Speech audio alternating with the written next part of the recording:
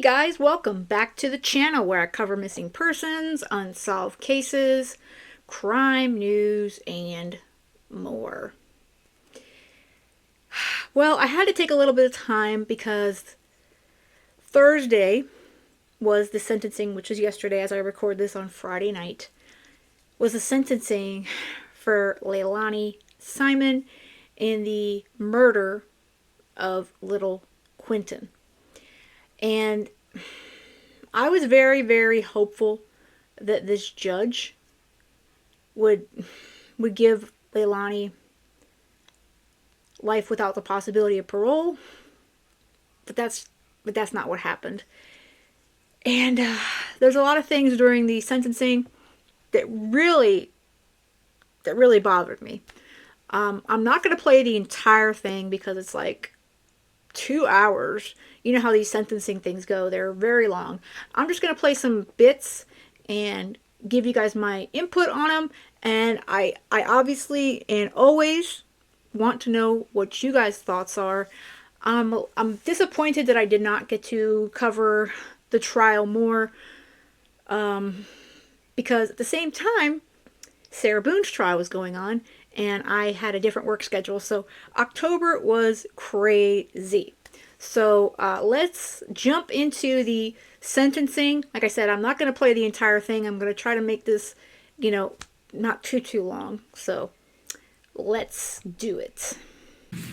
We are here today for the sentencing hearing of Leilani Simon. This is SPC R22-03364J6, the State of Georgia versus Leilani Marie Simon. Let the record reflect that counsel for both parties are present for the state. Our Assistant U.S. Attorney Tim Dean, Assistant District Attorney Jenny Parker, and Detective Lemons. For the defense, present for Ms. Simon are her attorneys, Martin Hilliard and Robert Purse. Ms. Simon is seated with her attorneys. One of the most important factors the court considers in fashioning a sentence is whether and to what degree the defendant has accepted responsibility, right? Yes. I'd like to ask you some questions kind of designed to get at that, okay? First, I want to ask you about the various sources of information you've had access to during the investigation and then after the defendant was arrested that represent kind of sources of statements that she made, things that she said about the case, okay? Okay. Let's start with interviews. You interviewed her a number of times, right? Yes, I did. And there were some other law enforcement interviews that you didn't participate in but did watch. Correct, yes. You've talked to witnesses who have talked to her. Yes.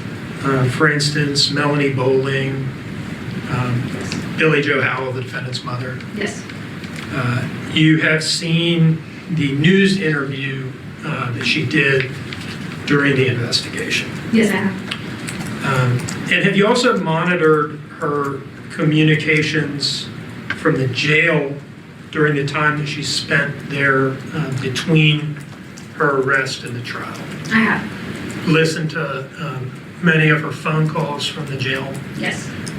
Read emails that she sent from the jail? Yes.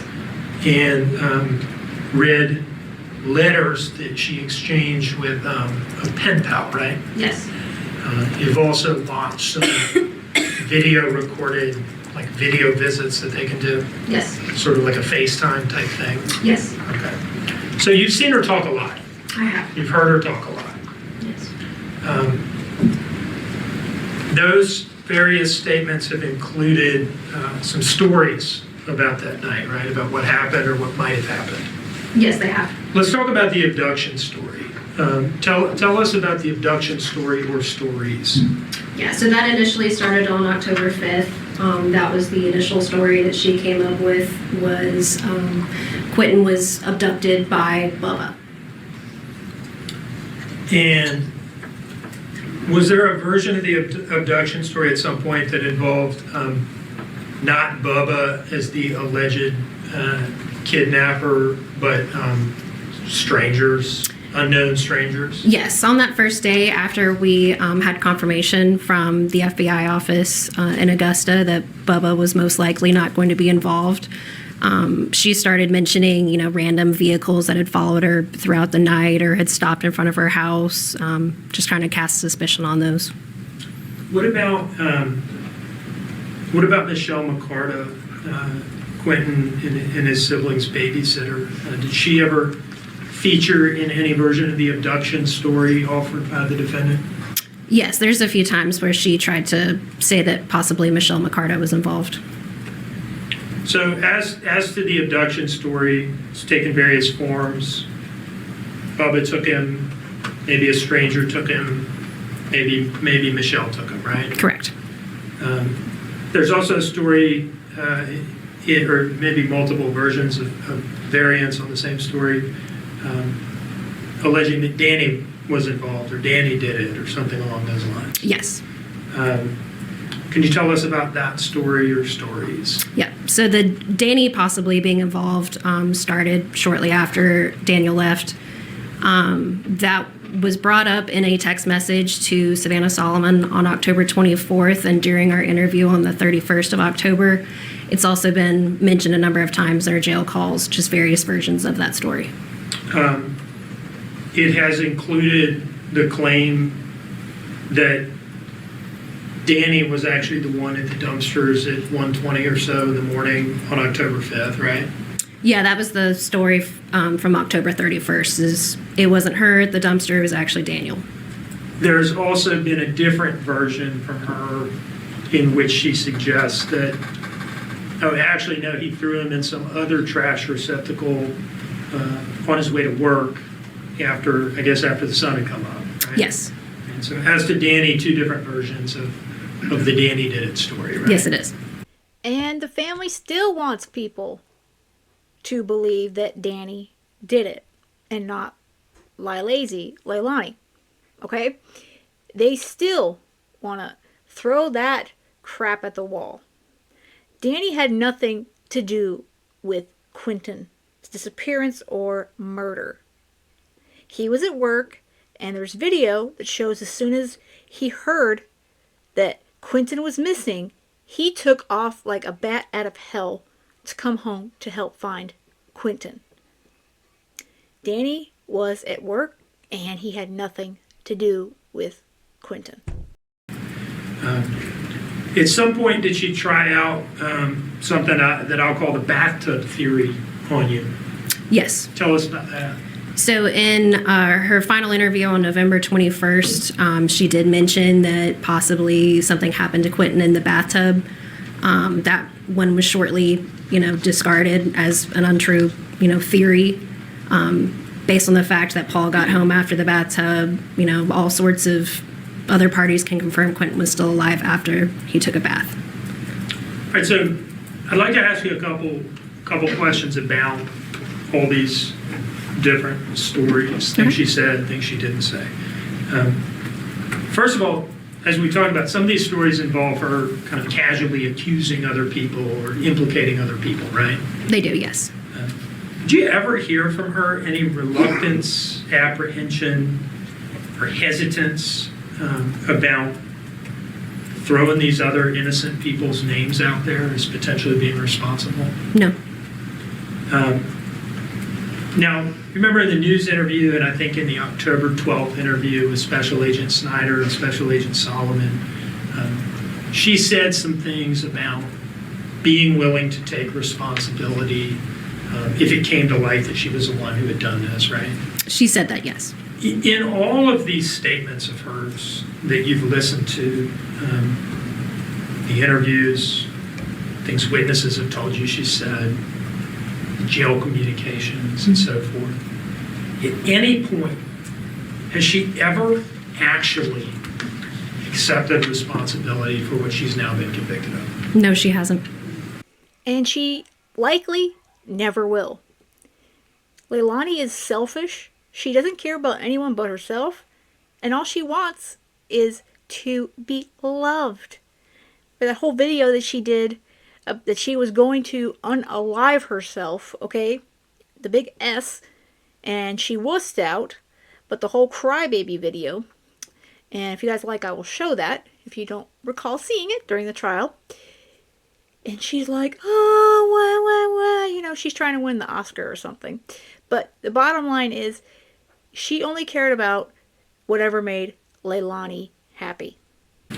Now, she sometime relatively recently wrote a letter to a local news station, right? Yes, she did. Do you see in front of you a document marked as State's Exhibit 2? Yes, I do. Is that a copy of that letter? It is. Where did that letter come from?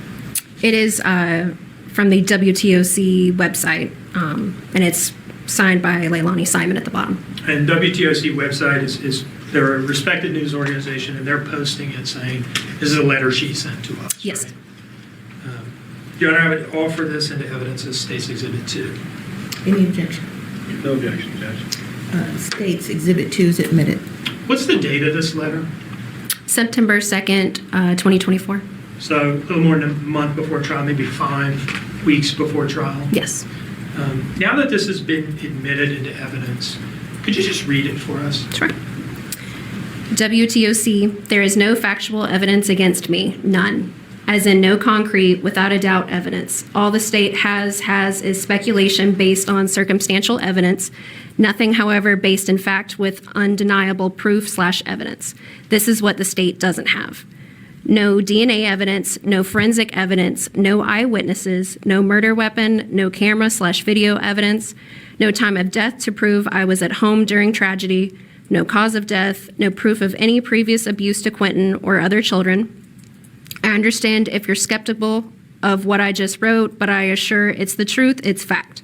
I implore you to do your own investigation into my claims to confirm the public deserves to know some of the facts of this case and not only speculation based in circumstantial evidence. I firmly believe that if the investigators weren't mainly focused on me from day one of the investigation, that they may have found the evidence they lack and therefore the actual murderer. They, in quotations, the state, are attempting to railroad me instead of admitting they have accused the wrong person for the past almost 2 years.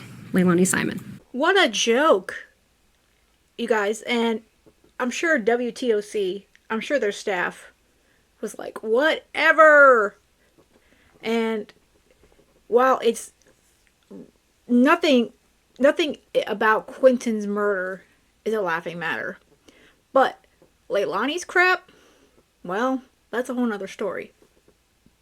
Bottom line is, she doesn't take responsibility, and she writes again, right before her trial, she wrote a letter to one of the major news organizations in the area covering her case, okay? And that's another reason why it pisses me off that the judge did not give her life without possibility of parole, because she hasn't learned a damn thing.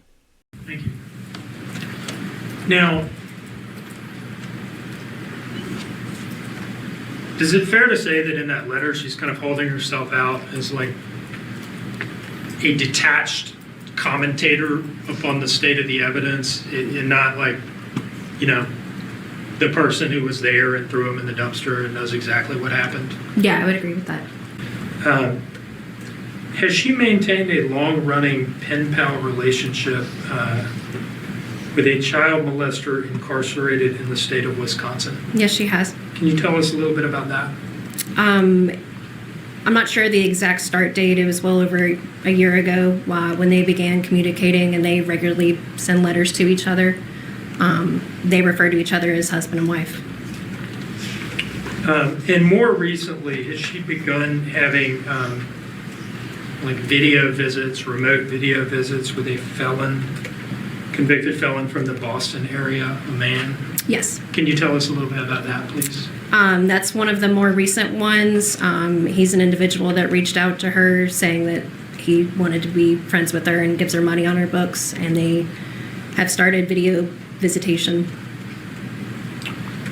And separate and apart from her interactions with those two men, has she also been accepting money put onto her books from other men around the country or even around the world, perhaps? Yes. Can you tell us a little bit about that, please?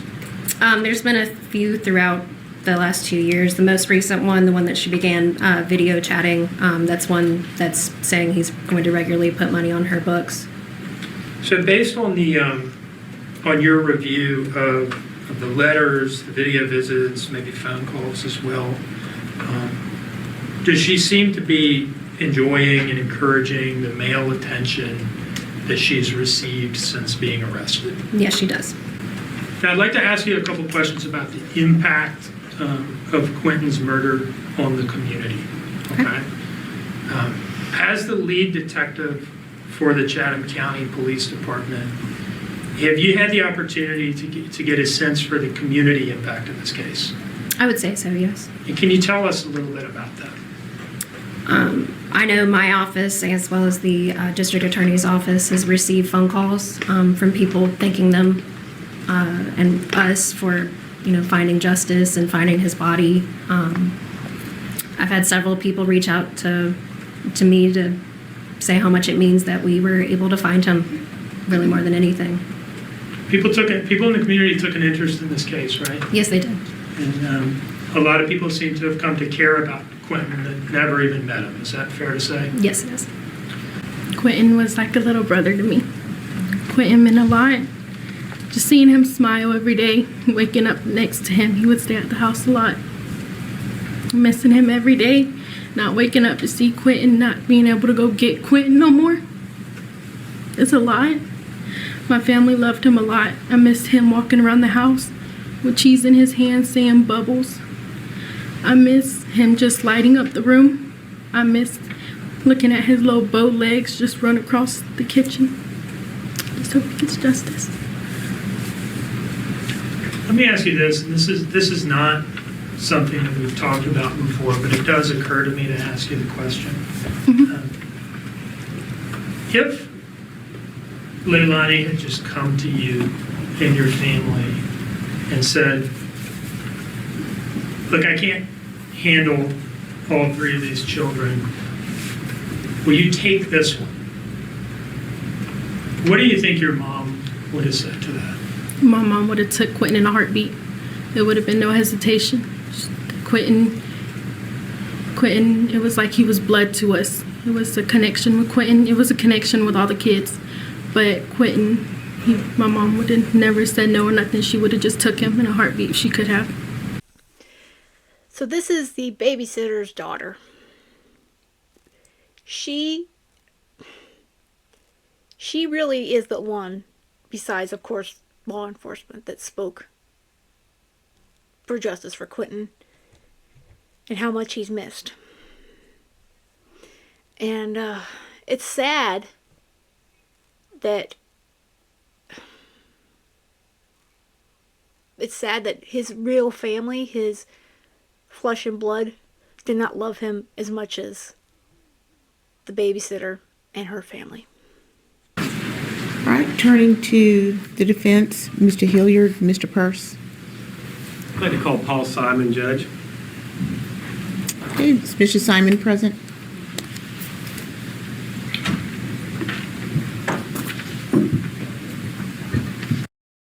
Look at him in his bright colored hoodie in court. This is Leilani's younger brother. And what he has to say ticks me off, but definitely not as much as some of the others in her family. Mr. Simon, you understand why we're here, correct? Yeah. And I've asked you to come forward and speak in mitigation about your sister Leilani. Okay? We're not here to argue with the verdict. The verdict's been rendered, but we are here to try and basically tell the court about Leilani. And so you've asked to speak. And is there anything you'd like to tell the court before the court imposes a sentence, Paul? So growing up, Leilani is my closest sibling. Growing up, she was always there for me whenever I needed her. Whenever I needed advice about anything, didn't matter what it was, she would always give it to me to the best of her ability. So, I mean, I love her. She's my sister. And, I love Quinton. That's my nephew. I love him just like he was my own blood. But at the end of the day, I'm not going to sit here and live in the past when all I have is days ahead of me. And I'm going to keep moving forward. Okay. And with Leilani, whenever you lived in the house when this was going on, correct? How was she with the children at that point in time? She was always pretty fair to them. I never saw her hit them. She would yell at them. But, I mean, everybody gets frustrated, so. Right. I mean, I never really saw her hit them. You know, when Quinton and Zane and Sky, when they were all outside, she was out there watching them, making sure that none of them got too close to the pool. At a certain point, Zane would finally put his feet into the pool without throwing a tantrum, you know. So I never saw no abuse, never saw no bruises, besides from, like, you know, maybe Quinton running through the house and falling. I mean, can't help that. He was bow-legged. I mean, he could barely walk as it was. You were close to Quinton, weren't you? I was. He would come up to me and put his arms over my legs, and I'd just sit there and bounce him. 20, 30 minutes later, it's still going. You know, he'd wear me out. He'd beat me up. Well, that being said, do you have an eye towards what you think the court should do with Leilani? I mean, the court's limited to either life with or without parole. And what are you here asking the court to do with Leilani's sentence? In my opinion, she needs to spend time in prison, but at the same time, she's still extremely young. And regardless of how it looks, at the end of the day, she's still my sister. And I feel like even though she was convicted of what she was convicted of, she still deserves a chance, even if it's later in her life, to have an opportunity to live her life still. And that's what you're asking for, correct? Is life with parole, correct? Yes, sir. Yeah, I'm not trying to put words in your mouth. I just wanted to be clear, okay? Yes, sir. Is there anything else you wanted to tell the court about your sister? Just I love you, sister. I hope you make it through it. You know, he doesn't say too much that really bothered me as much as some of the others did afterwards, but she's more torn up about her little brother talking than she was about Quinton and Quinton's death. That's telling, you know? And, you know, he's her, you know, that's his sister. That's his big sister. So I don't blame him for being there, you know, by her side. But at the same time, you know, she needs to learn. And she needs to be remorseful. And she's not. So, like I said, out of all the family, he seems to me to be the one who really does believe that she needs to be in prison. And here is Auntie. Here is Auntie Jackie. And she, besides Billy Joe, she pisses me off the most. She goes on and on about how wonderful Leilani is. Yeah, and this is Billy Joe's sister. Yes. How do you know Miss Simon, Miss Madden? Biologically, I'm her aunt, but I raised her about half of her life. I love her like she's my own daughter. And what years did you raise her?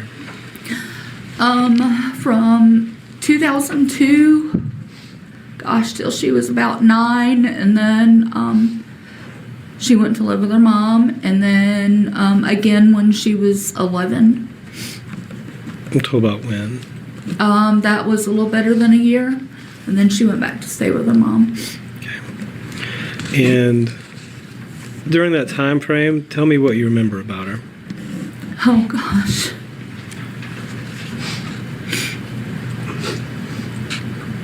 I've written it all out. I don't know if it's appropriate to read it now or later. That's completely up to you. Whatever you got to say it now. This is the easiest. Obviously, I have a different relationship with Leilani. I know a different Leilani than what is depicted, than what is splattered all over everywhere. My husband and I raised Leilani for about half of her life. Her younger brother was with us the majority of his life. We are blessed to have her in our lives. Because she was in our lives full time, we were able to see a Leilani that has not been depicted over the last 2 years. Leilani was happy, full of life, still is. Unfortunately, she's not able to show it right now. She has the biggest, beautiful smile. She's beautiful inside and out. We watched her protect her younger brother. Gosh, she protected Paul like there's no tomorrow. She would protect him against others, whatever that took. She helped him with school. She was happy to help interpret him when needed. He had speech difficulties, and sometimes was difficult to understand, but being just a little better than a year apart, she could sometimes understand, and she had better language skills than he did. She did very well in school. She attended a Montessori school for her younger elementary school years, which requires independent learning, responsibility for a student's coursework. It requires the ability to make decisions about how one completes their weekly assigned work. Her progress was similar to that of her classmates. Her teachers rarely had concerns with her academic abilities. As a teenager in middle school, she experienced bullying. Although this was concerning, she still excelled. She was proud to be successful in school and took ownership of her responsibilities as a student. Does all of this mean that she was a perfect student? Absolutely not. Does it mean that she didn't make mistakes as a young adult, as a teenager, as a child? No, it does not. We all do. We've all gone through that. We know what it's like to be a child. We know what it's like to make mistakes. We do it as adults all the way up until the time we pass away. She was independent. She did her chores without being directed to. She was responsible. She eagerly fixed dinner if her mom worked late, and I did experience that, so it's not hearsay. She could follow directions, both written and oral, if needed to prepare a meal. She was a good cook, and she loved it. I've watched her and my sister come together and have the best time doing so. They'd laugh, be silly, and have fun. The end product was a great meal. It was never a chore or work for her. She was always eager and sometimes sheepish or reserved to learn new things. She loved to help others. My mom, her grandmother, always needed help around the house. She would go help her often, several days a week. There was a 40 to 45 minute drive one way, but that didn't matter to her. Sometimes my mom gave her gas money, but not always. Leilani would go regardless. She loves her Mima. The grandsons, however, they're just too busy. They had their own lives. They rarely went over there, so this helped increase my mother's and Leilani's bond, as Leilani had the most time with my parents. Now we get to Leilani as a mom, and this is what I saw. I didn't see her every day. It was on occasion, but this is what I saw every time I saw her. Leilani loved and displayed love for all three of her children equally. I never saw her treat any of them differently. I never saw her discipline them by means other than verbal redirection. They, the children, were never hit, grabbed, shoved, hollered at, talked down to or about, called names. They were never disciplined by any derogatory means.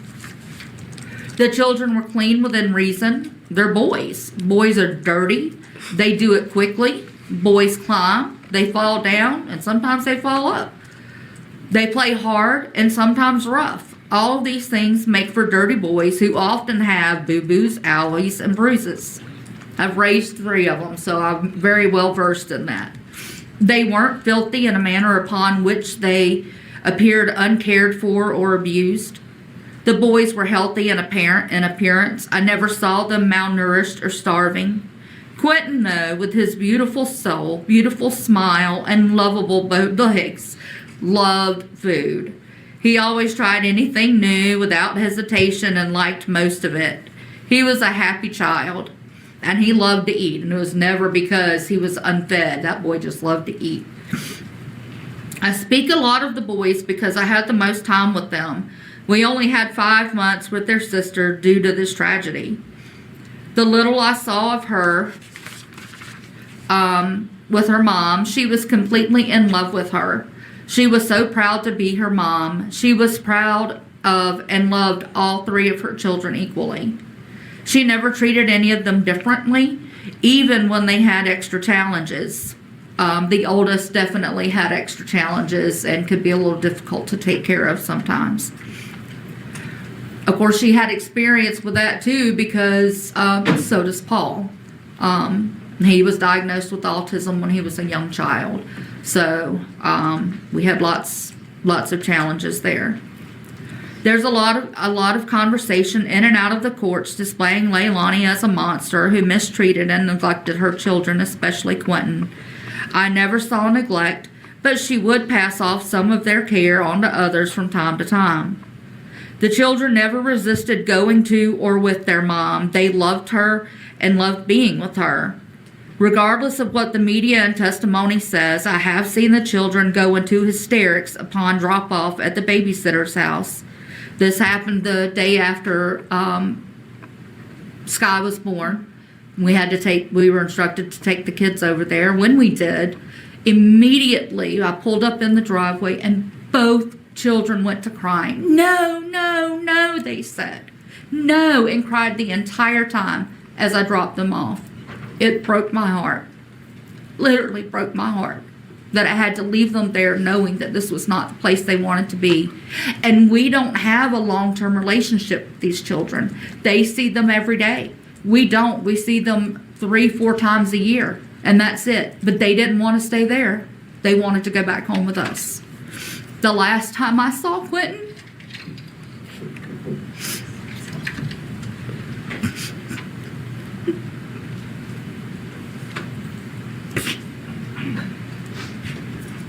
There's some tissues if you need them, Miss Madden.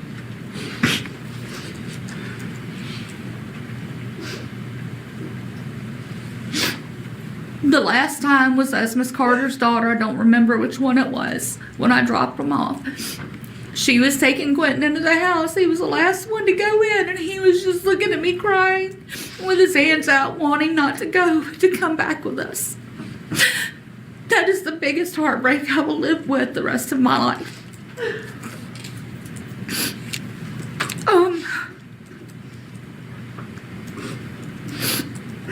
This is important because it helps to show that all is not as has been depicted.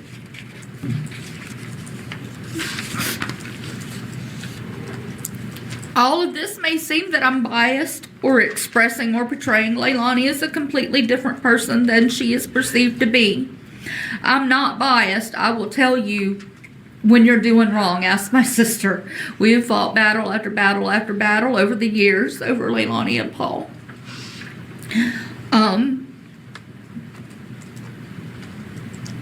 You see, I did not get to see a Leilani who used drugs.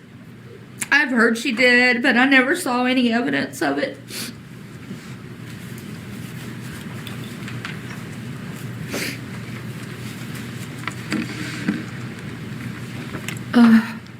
My experiences of time with Leilani only showed the Leilani I knew from the time she was a baby, as a toddler, as a child, as a preteen, as a teen, as my daughter, and as a mom.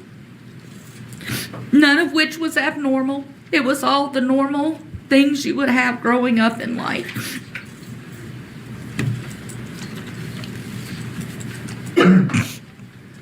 I've already described these experiences, and they did not ever show a Leilani who was unworthy or a drug user.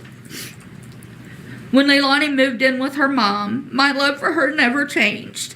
I still saw her as my daughter.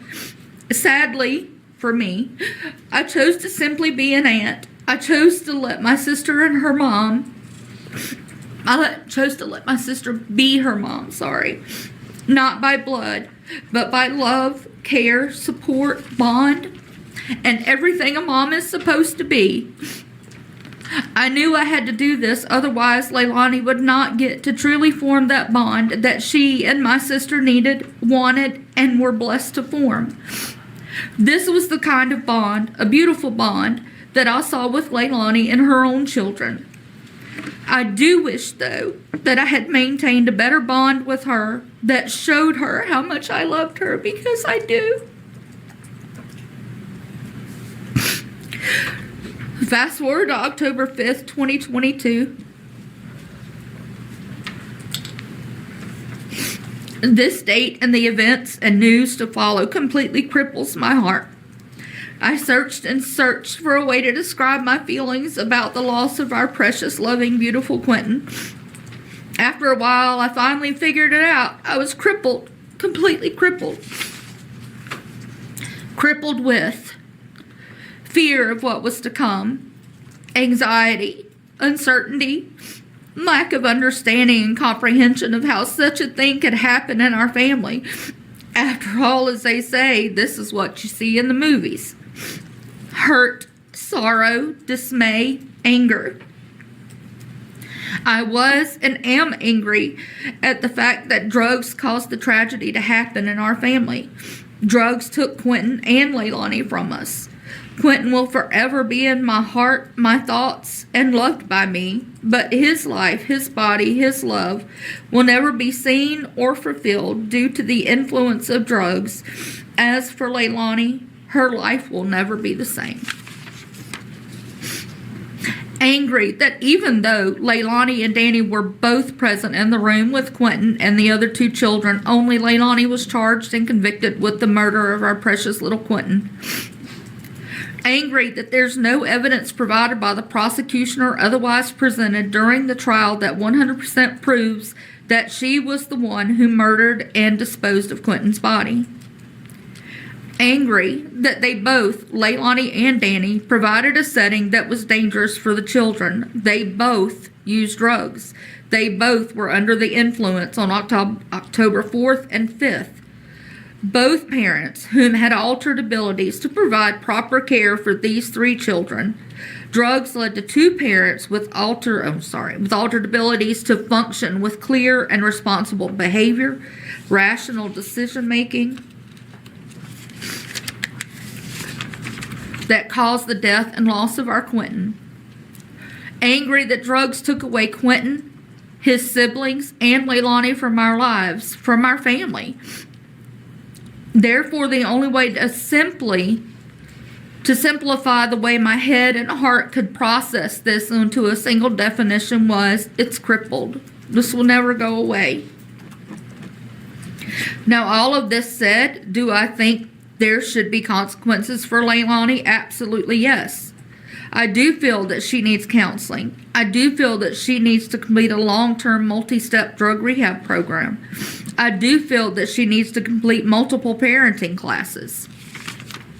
I've seen the difference that counseling and parenting classes have made for my sister. I know this isn't about my sister, but my sister affects Leilani. My sister, is definitely a better person, a better judge of character, and decision maker.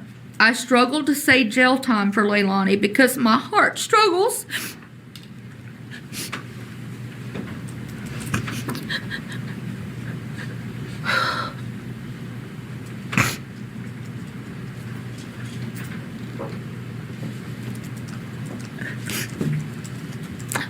My heart struggles to accept this as reality for my child, my daughter, my niece, my nephew. My love is never ending for her and her children, including Quinton. The loss of a child is the worst hurt anyone can ever feel. My own daughter, born August 2nd, 1989, at 3 months premature, weighing 1 pound 14 ounces, died on December 25th, 1989. She was born with chronic lung disease, which gave us limited time with her. I've never in my life felt such a loss, such hurt.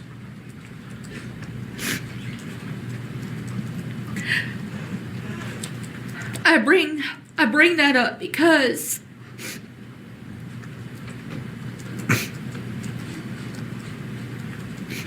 my heart hurts for Leilani, as she will surpass the feelings I endured as a result in the manner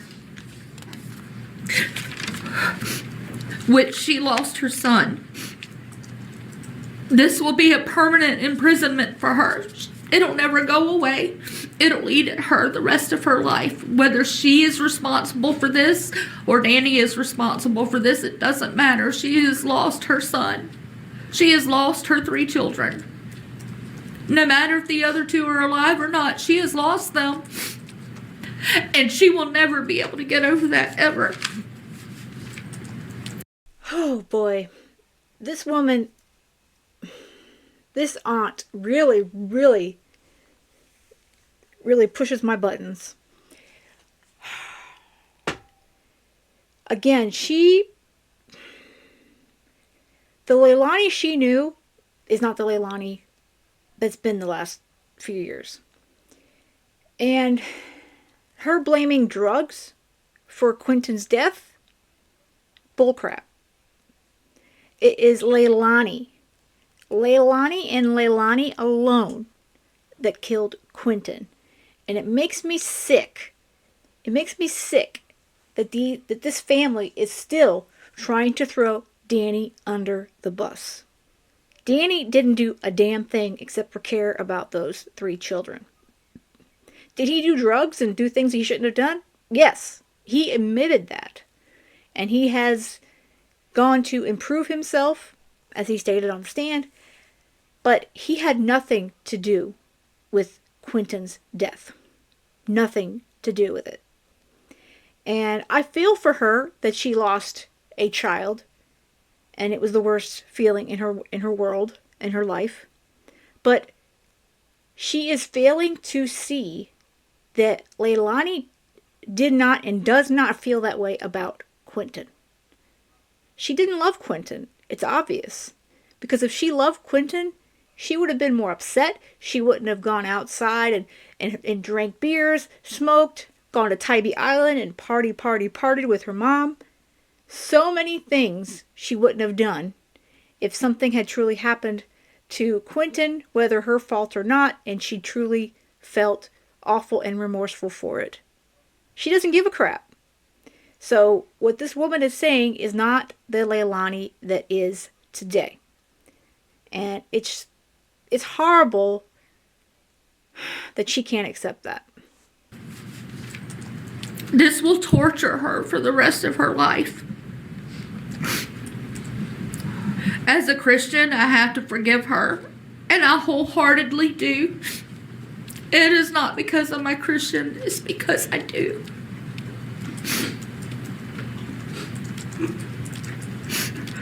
Does that mean I can forget? Absolutely not.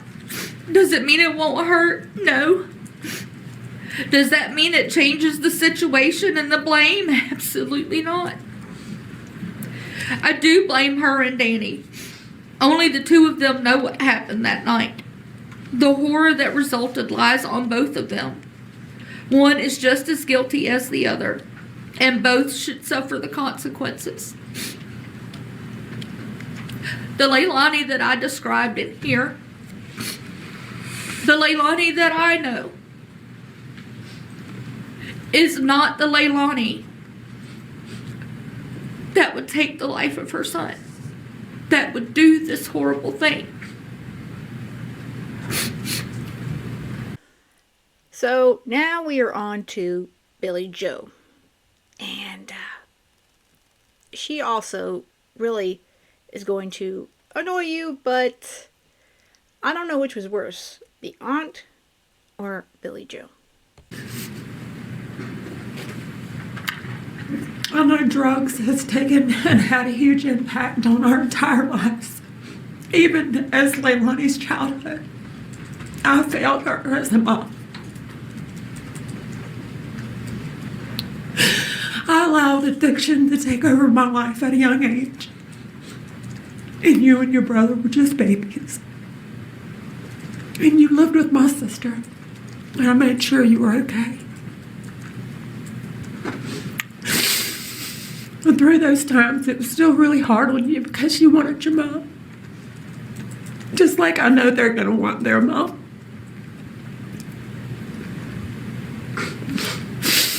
When you come to live with me, I'd already changed my life. and I'd been working really hard. But I had changed my addiction from drugs to work, and I still neglected your needs, your emotional needs. I still wasn't there for you to be your mom.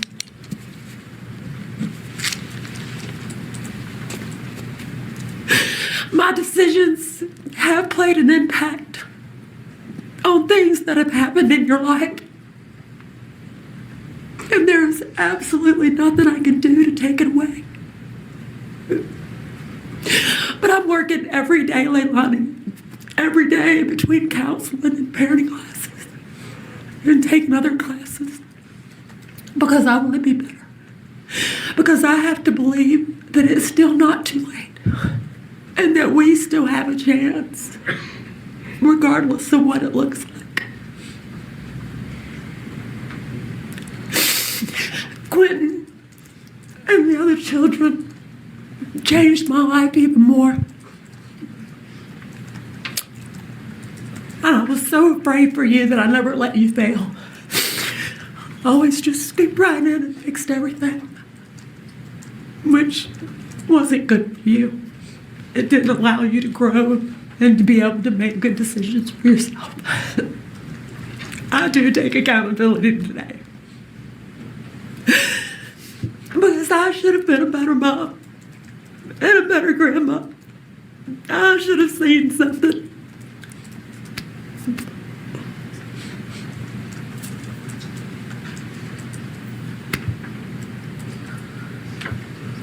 You deserved better, and so do your children, all three of them. It is disgusting that Billy Joe has not been charged, and hearing her go on about how she's made all these mistakes and failed her children and her grandchildren. Well, Billy Joe, you definitely have failed your grandchildren. You had custody of Quinton, and you just left him there. You left those children there. You left them there with Leilani. You remember when you wrote to the court saying you wanted Leilani and Danny and the kids to move out because you had no peace? Well, you know, you all of you, every single member that lived in that house, you all failed Quinton. Leilani may have murdered him and dumped him, but Billy Joe, you are a big reason that he is dead today. We might not be able to bring Quinton back, but he needs to come home. And we're all going to hold him one last time. That's not possible, Billy Joe. Quinton is in multiple pieces. Okay? They did not find all of his remains in that landfill. So, for you to say that, it's creepy as hell.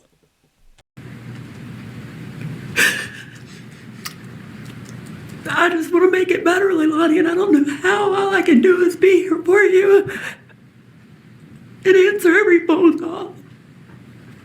Talk to you and be there. Listen, really listen. I'm really listening. I love you, and we're going to get through it because I raised you to know that I love you unconditionally. And today I do not put conditions on that. Because I love you. I love you. I love you, Leilani. Let me ask some questions. Did you ever see, we heard a lot of this during the trial. Was there ever any of this favoritism towards Zane or Sky, or Quinton was the outcast? No, sir. Never. Okay. And did you ever see Leilani maltreat or withhold food from Quinton? Never. Okay. And you understand the sentence is what Yes, can be sir. life without or life with. And do you think that Leilani is so far gone she should get a life without parole sentence? No, I don't. Because I wasn't so far gone. I'm not. And I refuse to let somebody make me believe that I am. I may be too late for a lot of things, but I'm here today. I'm here. So you're asking the court to impose a life with parole sentence, correct? Yes. Okay. Since day one, you have, and I mean day one of the investigation, Quinton being reported missing, Yes. you have been there for her. Yes. You were out of town when it happened, but you came back quickly. Yes. You have talked to her a lot, right? Yes. But before she was ever arrested and since she's been jailed, right? Yes. Is she, you understand the jury has now convicted her of murdering Quinton with intent to kill him. Do you understand that? Yes, I do. 12 neutral, unbiased citizens taking a cold look at the evidence have said that is what happened here, beyond a reasonable doubt. You get that, right? Yes, sir. In all the conversations you've had with her, has she ever taken responsibility for doing that? No, she hasn't. But she has taken responsibility for her drug use. I know that you've taught her to take responsibility for her actions, because when she says in the news interview, if it comes out that I'm responsible, I'll take responsibility. And she said that separately another time to the police. And I believe that that is coming from your upbringing of her. Do you think that's fair? Yes, sir, I do. Has she ever actually done it in this case, though? No, she hasn't. She hasn't admitted to you that she killed Quinton. No, she hasn't. She hasn't told you how. No, sir. She's said things to you about, well, I just don't remember, and I'm not sure, and I'm trying to piece it together, and things like that, right? Yes, sir. Do you understand that the evidence has just not been consistent with that kind of claim? Do you understand that? Yes, sir.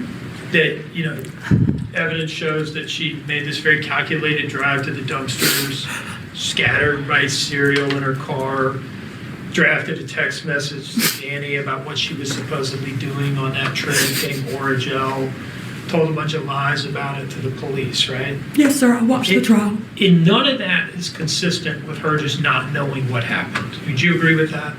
Yes. Okay.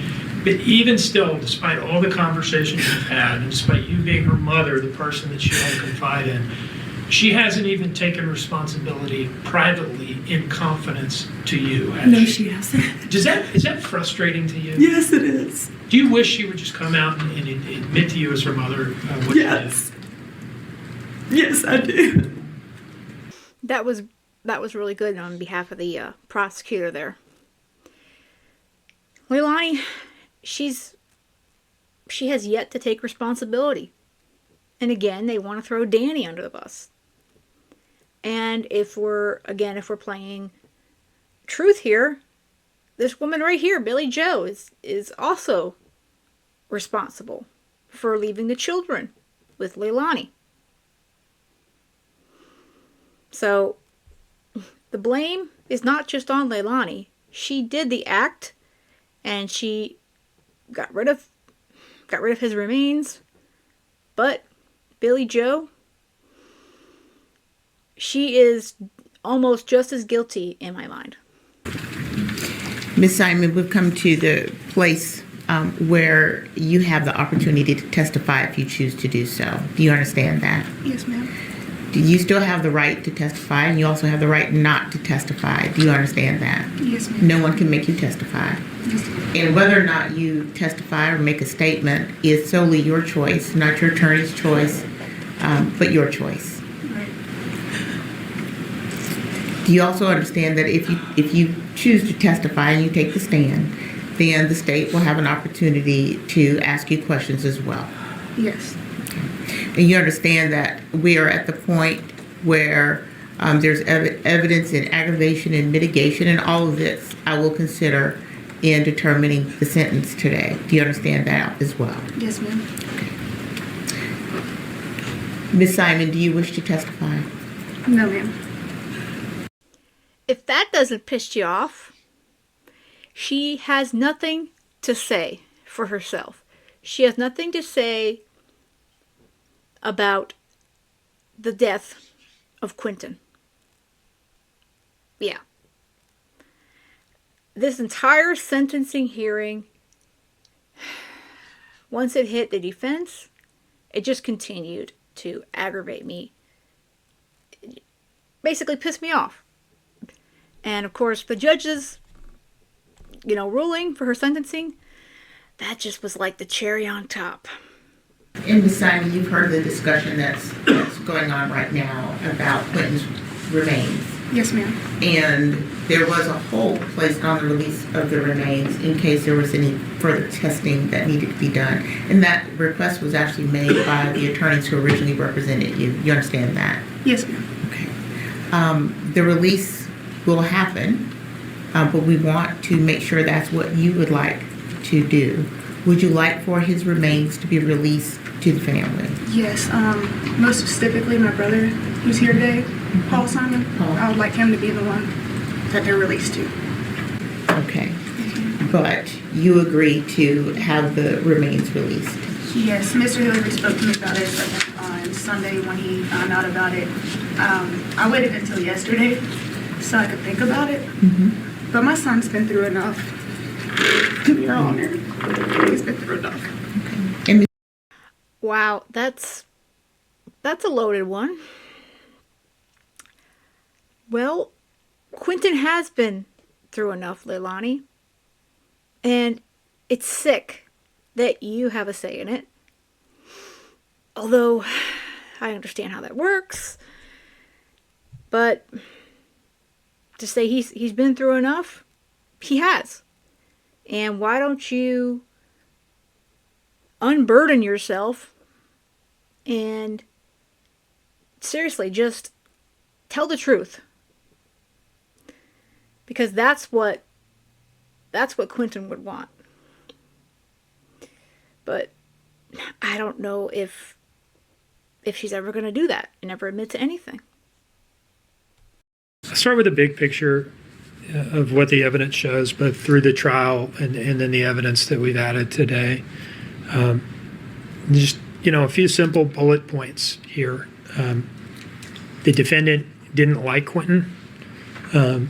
There's credible evidence of that. Jury evidently found it credible. Had some witnesses come in and dispute that today, but I would submit that they are not the most objective sources of information on that. Her dislike for Quinton was not a result of any drug problem. It's totally independent of that.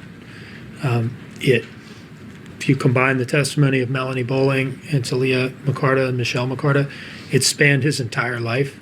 Has nothing to do with drugs whatsoever.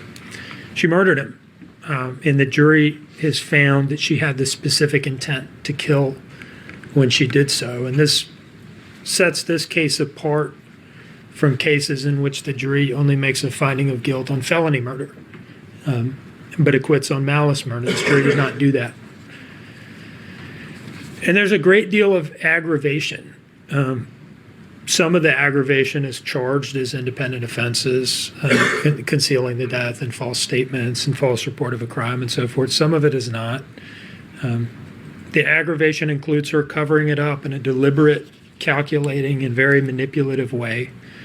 It involved totally shameless and reprehensible attempts to blame people without conscience, right? Just no compunction about blaming other people who were totally innocent of this and who, in fact, loved Quinton very much.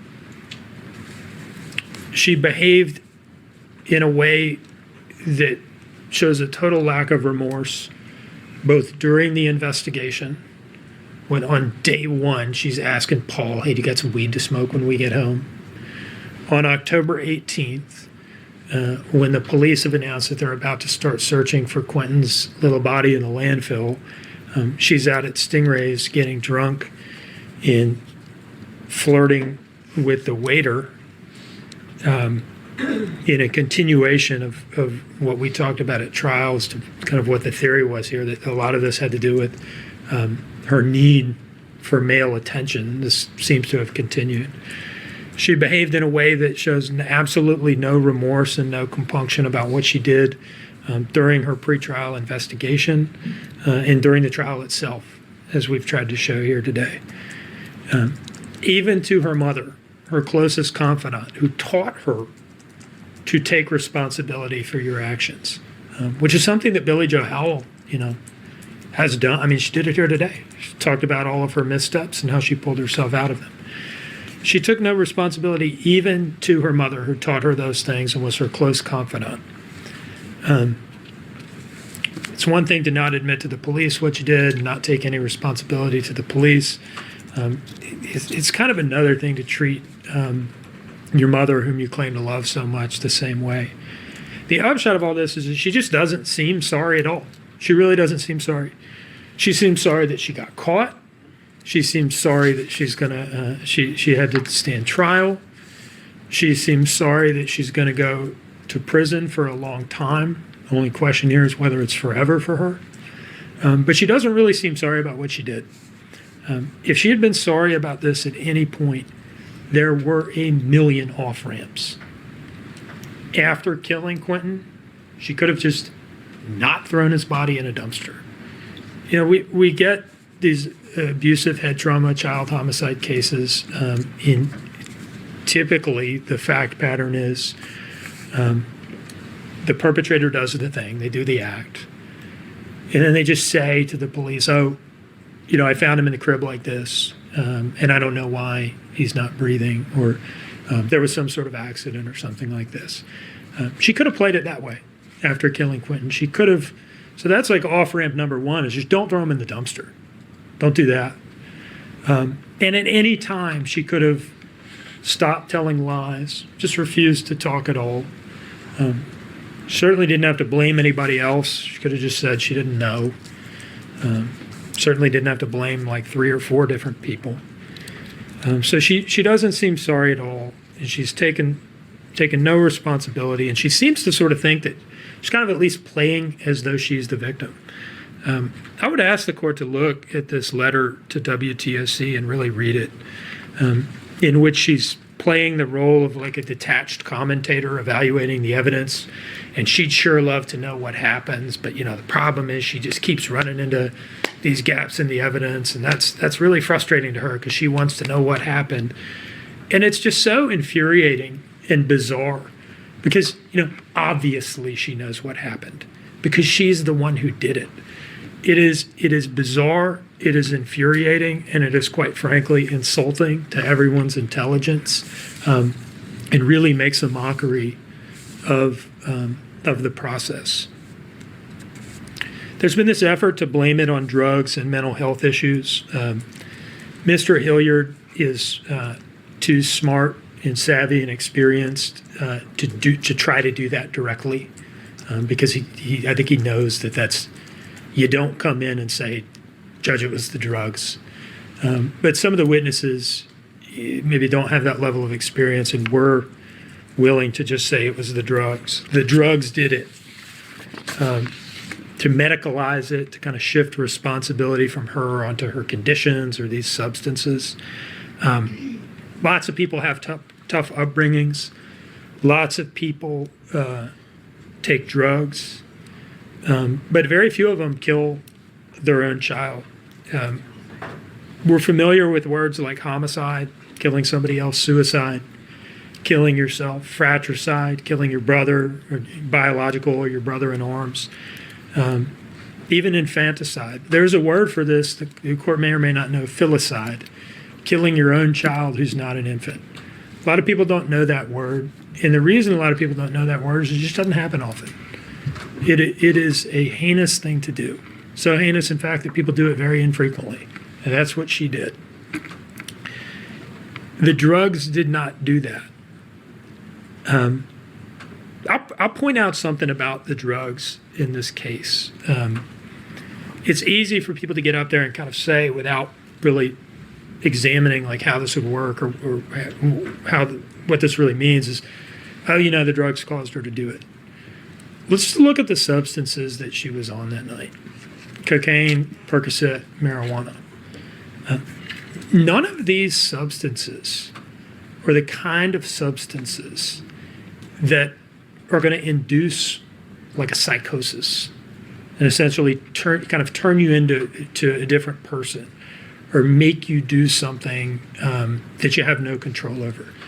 You hear about that sort of thing, I guess like bath salts and things like that. But that is just that's not what she was on. It wasn't anything like that. And it's a total red herring to say that the drugs did it.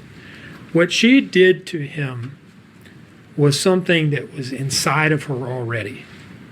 It was inside of her already. Maybe the drugs lowered her inhibitions. Maybe they acted as an accelerant. Maybe they were like, the match to the candle or something like that. But they didn't cause her to do what she did. She did it. The drugs are not responsible for it. She is. She just did a wicked thing, and she needs to take responsibility for it. And so our recommendation is a total sentence of life without the possibility of parole, plus 65 years and a fine of $117,000. The maximum that I calculate is available under the law. I've emailed the court separately that the count by count breakdown, I won't go through that here, and the justification for the fine. That is essentially our goal there is to ensure that if the defendant ever attempts to profit from her crimes by signing a book deal or taking a paid interview, that there will be an existing financial obligation that will cause at least some of the money, up to $117,000, to be diverted to defray some of the costs associated with her conduct in this case. Now, that brings me to kind of the last question, which is really separate and apart from whether the court adjudges a fine here, is why life without parole and not life? That's really the only question, is whether the court is going to impose the additional punishment of the life sentence never being parolable.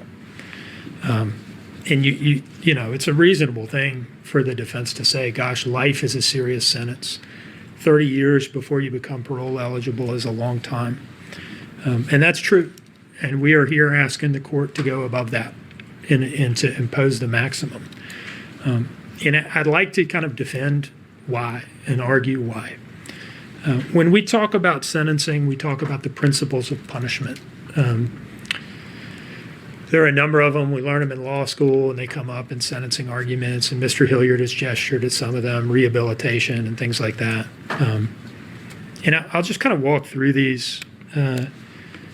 One of the principles of punishment that we talk about is incapacitation, which is incapacitating the offender from committing a similar offense.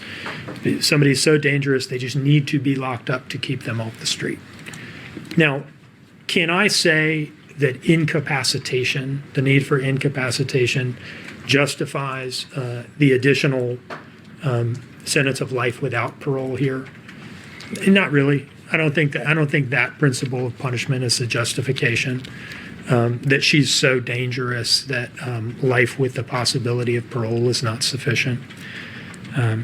Next, we have deterrence, both specific and general. Specific deterrence meaning the need to have a serious enough sentence that it deters her from doing something similar, and general deterrence, that it deters other people in the community who might contemplate doing the same thing from doing it.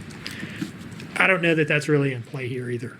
I don't think she needs life without parole versus life to not do it again.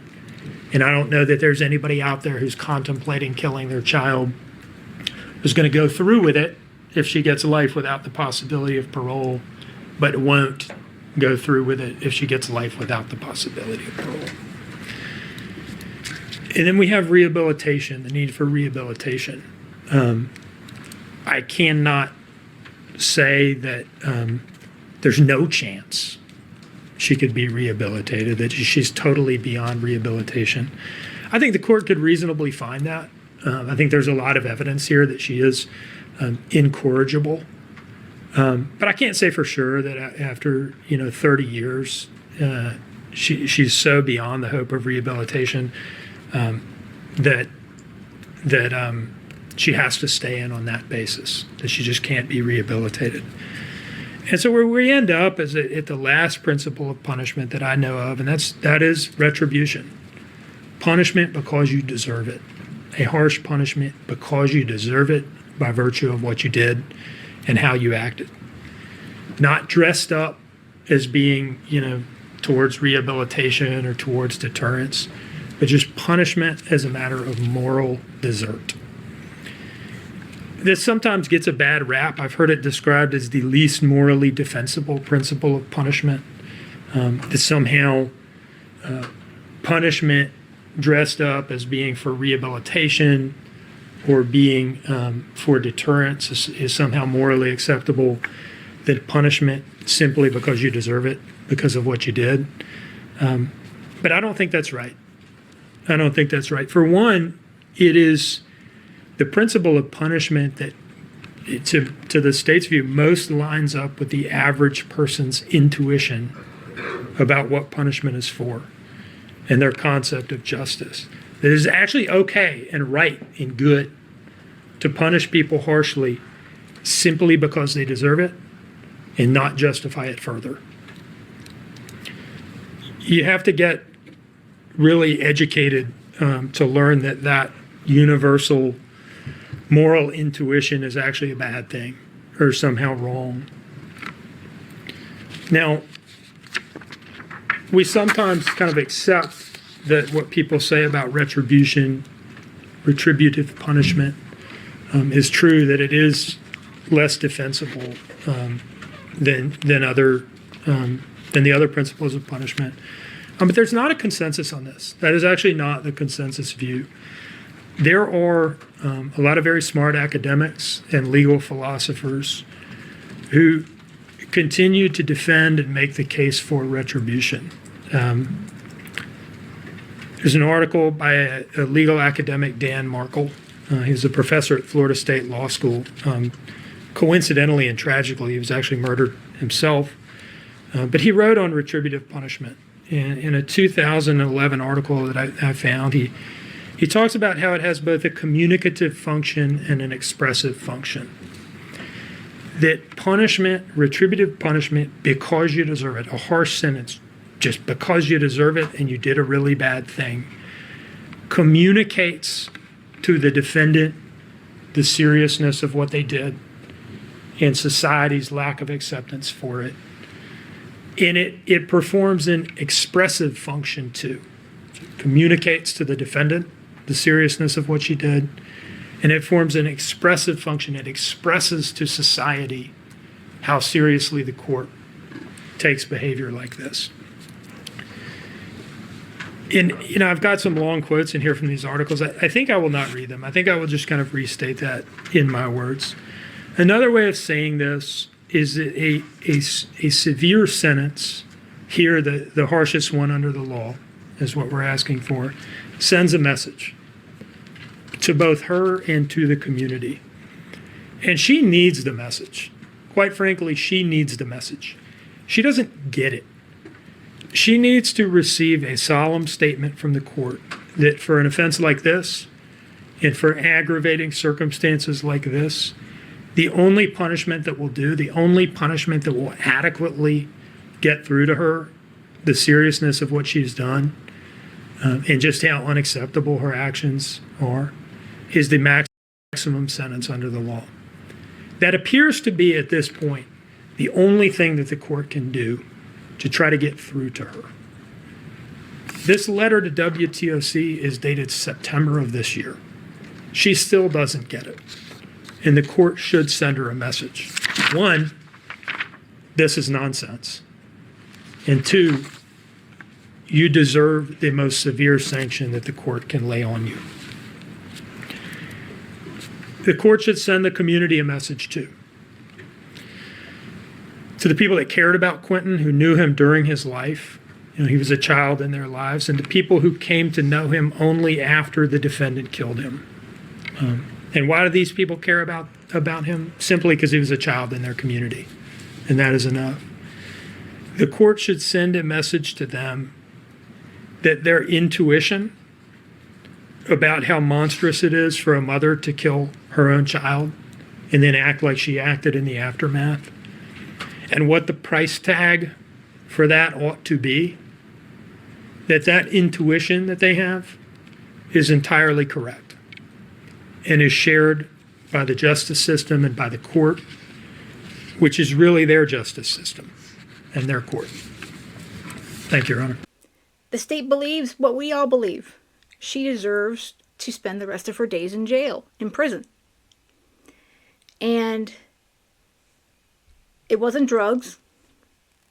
I mean, even Mr. Dean said, even her mother, Billy Joe, went up there on that stand and stated that she made a lot of mistakes. Yet Leilani, she can't admit to anything. The community, the country, and the world has grown to love Quinton, and I believe that we care more about him than his own flesh and blood for the most part. And all I can say is I pray that the life that he's been living up there in heaven is the best ever. And I know it has to be, because the life that he lived here on earth, at least when he was around his mom, had to be a hell.